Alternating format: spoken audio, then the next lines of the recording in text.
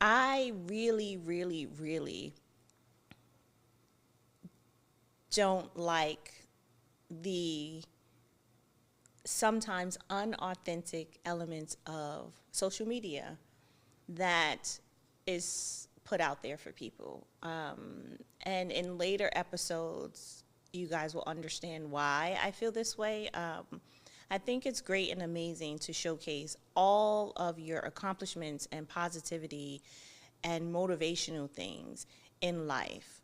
But I think there's also a level of us as human beings, we also need to show the moments where it wasn't always so easy to get there.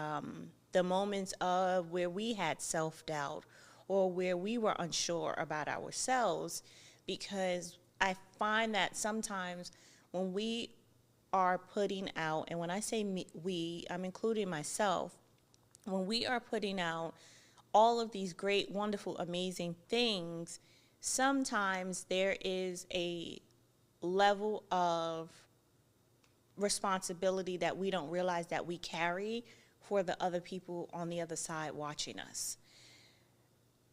Sometimes when we put things out, and some people may disagree with me and say it's not my responsibility to worry about what other people may be feeling, but if we don't showcase our days where we're not our best selves, and I don't mean if you having like the worst day crying in the corner or whatever, that's not what I'm saying.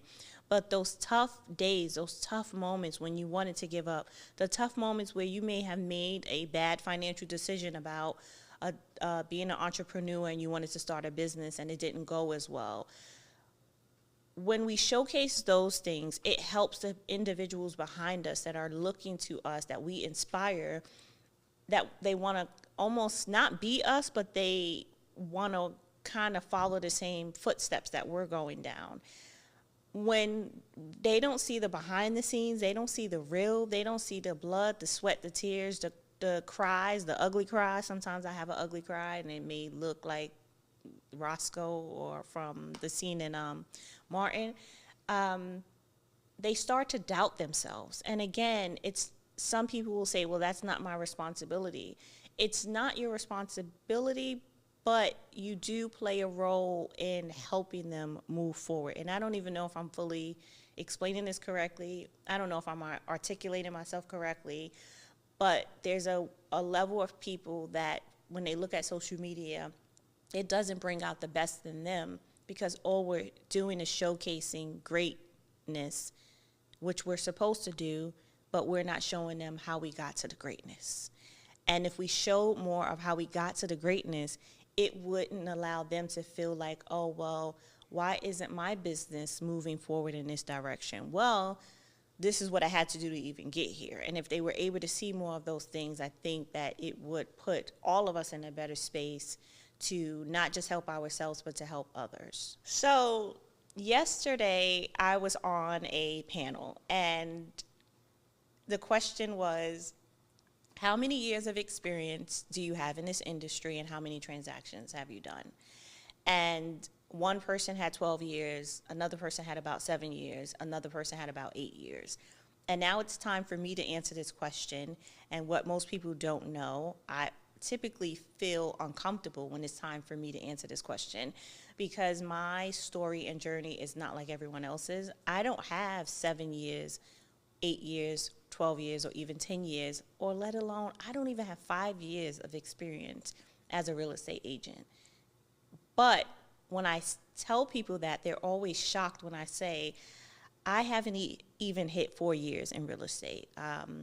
I hit 3 years November 1st of 2023. And my journey in this business, I truly did go from 0 to 100 really quick in the world of real estate, which is not normal. That's not, the average realtor does not go from 0 to 100 in 3 years, let alone within 6 months, and possibly less than that. I'm going to do this really quick in my head. I started real estate November 1st of 2020, I think. That would then put me into 4 years this year. November 1st, 2020. And I didn't know what I was doing. I just knew I wanted to help people, especially if I'm being honest, minority people get into the world of learning that they can achieve home ownership. And I had no thought process of, oh, I'm going to be a luxury real estate agent. That was not in my plans at all. It was just I was going to help the average buyer in the 300, 350 range and help them achieve home ownership. And I had this thought that I was going to just help 2 or 3 people. That's it. I promise you, nothing more, nothing less. It was, hey, I really want to do this after 8 years of always wanting to get into real estate. Let me finally jump in and let me help these people, 2 to 3 people a year. And that was November 1st, 2020.